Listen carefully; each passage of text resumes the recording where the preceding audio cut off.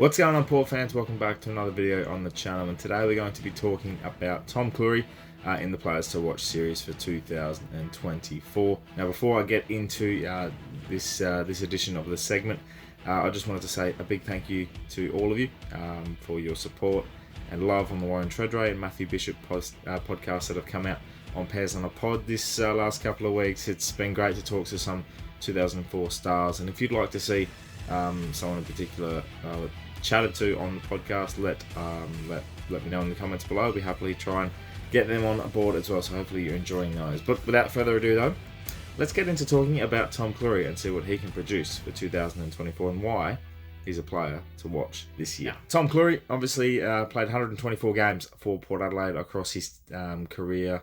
The last 10 years he's been at the club and hasn't kicked a goal yet, which is not an important fact because he's a defender, but I wanted to note just in case he doesn't play for the club again. And I'm not saying that he won't. I think he's definitely become that depth player, but as a bloke who's still in somewhat decent condition to be playing football, it's a big surprise that he is a depth player and hasn't become a main feature, and is why we've gone out to get players like Zerk Thatcher and Radigalia.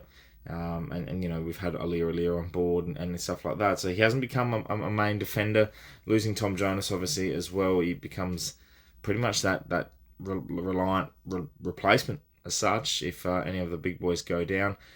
Same as Trent McKenzie. So it's interesting where Tom Clurey's career's sort of gone and has projected over the last couple of seasons. He's only played 25 games in the last 3 years.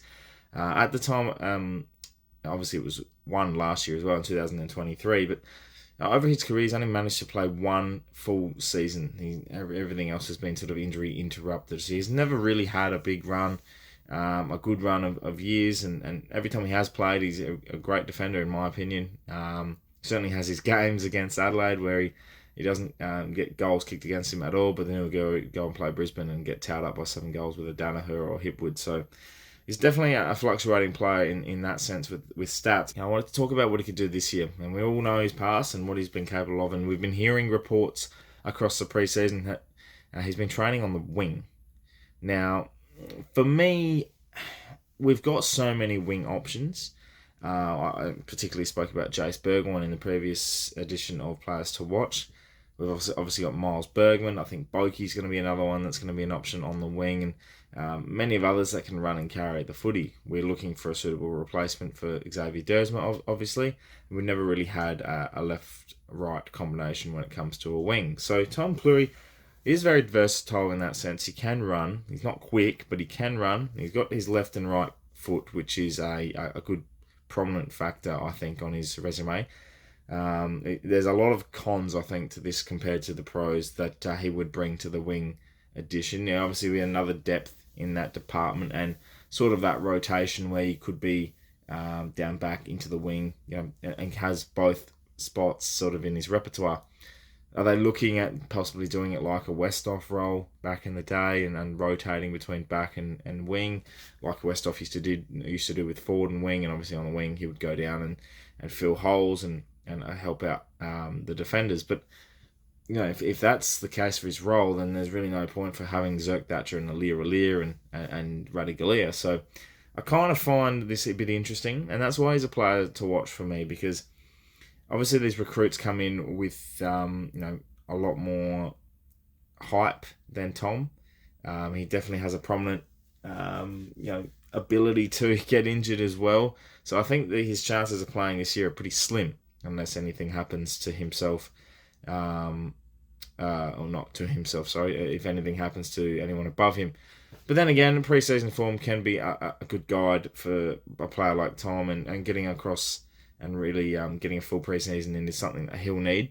We obviously know the back issues that he's had for the last couple of years, and yeah, it's really sad because I really enjoy Tom's work, and I think he's a great player. I think he's a great defender, really good one-on-one, and definitely suits our playing style and has done for the last few years now. And the interesting part about this is, you know, he becomes one of those players that's on the fringe, on the cusp. Doesn't show much because we haven't seen much of him in the last couple of years. But he's contracted to 2025, which for me, it's a weird situation because at this point, you get to the end of the year, and what if you say he's only played 3, 4, 5 games max? Do you run with his extra year on the contract, or do you run with the fact that he's in a position now where he can move on, or he's just not a required player? It's one of those things that I just find very interesting in this situation for Tom Clurey. So watch this space for him. I definitely don't think we'll see him on the wing. I think he's going to be doing majority of his work in the Magpies side this year.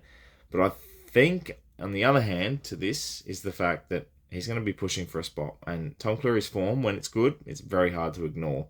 And he has a lot of positives in that sense. And he's a very reliant defender. And I think Ken has a good relationship with him in knowing his capabilities and what he can do and his role and his one-on-one status and his defending work as well. So be interesting to see. There's been a lot of putting players in positions and seeing how they fare this off-season for Port Adelaide. Tom Clurey is obviously, I think, the wildest one of them all. But it'll be interesting to see nonetheless how it all pans out. Well, Port fans, thank you very much for watching this edition of Players to Watch. Let me know in the comments below your thoughts on Tom Clurey and what he could produce in 2025. Let me know as well some of the players that you're keeping an eye on this pre-season.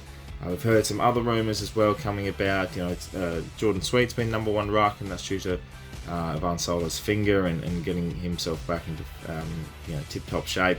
We've obviously also heard Georgiades training the house down as well. The midfield mix is Ollie Wines back in it, both running about there as well, and obviously Horn Francis and Ollie Wines sort of rotating down forward.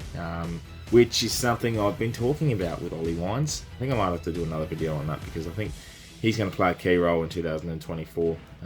So yeah, I'm looking forward to seeing what all these players produce. We're getting pretty close. We're getting to February and the sticky end of the pre-season where we start to look at some trials and get ready for round 1, which is only, I think, less than 45 days away. So exciting times. It's starting to build. I'm starting to get excited. So thank you very much for watching. Check out the Pairs on a Pod episodes with Warren Treadway and Matthew Bishop that have come out in the last week. And subscribe for more if you're looking forward to Port Adelaide content this year and AFL content as well. Thank you for watching. My name's Anthony, and as always, come the pair.